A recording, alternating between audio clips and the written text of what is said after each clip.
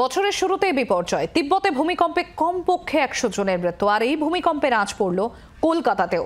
ভূমিকম্পের পরেও আরও 3টি আফটার শক। তার জেরে ব্যাপক ক্ষয়ক্ষতি তিব্বতের গিগাজে এলাকায়। মৃতের সংখ্যা 100 ছাড়িয়েছে। কোনো কোনো বাড়ি সম্পূর্ণ নিশ্চিহ্ন। ধ্বংসস্তূপ সরিয়ে জারি দেহ উদ্ধারের কাজ। ভোর 6:30 নাগাদ প্রথম কম্পন, তারপর আরও 3টি আফটার শক। তিব্বতের বেশ কিছু এলাকা লণ্ডভণ্ড। আর এই নেপাল তিব্বত সীমান্তবর্তী অঞ্চলে ভূমিকম্পের জেরে রাজধানী দিল্লি থেকে শুরু করে বিহার, ভারত নেপাল সীমান্তবর্তী অঞ্চলে টের পাওয়া গিয়েছে কম্পন। উত্তরবঙ্গের কিছু অঞ্চলেও মৃদু কম্পন অনুভূত হয়েছে। ভুটান এবং চীনের কিছু অঞ্চলে কম্পন টের পাওয়া গিয়েছে। কম্পন অনুভূত কলকাতাতেও। মাউন্ট এভারেস্টের থেকে মাত্র 80 কিলোমিটার দূরে বিপর্যয়।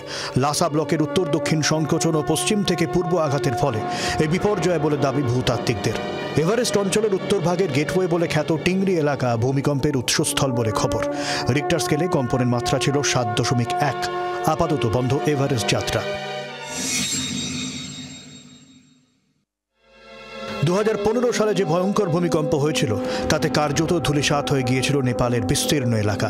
তারপরেও বহু ভূমিকম্প হয়েছে, কিন্তু 15 সালের পর আর কম্পনের মাত্রা 7-এর উপরে ওঠেনি। এবার 7.1 মাত্রার ভূমিকম্প। একের পর এক নির্মাণ নড়বড়ে হিমালয়ের বিপদ কি আরও বাড়াচ্ছে? ভবিষ্যতে ভূমিকম্পের তীব্রতা কি আরও বাড়বে হিমালয় অঞ্চলে? প্রশ্ন জোরালো হচ্ছে আরও। ব্যুরো রিপোর্ট, জি 24 ঘন্টা।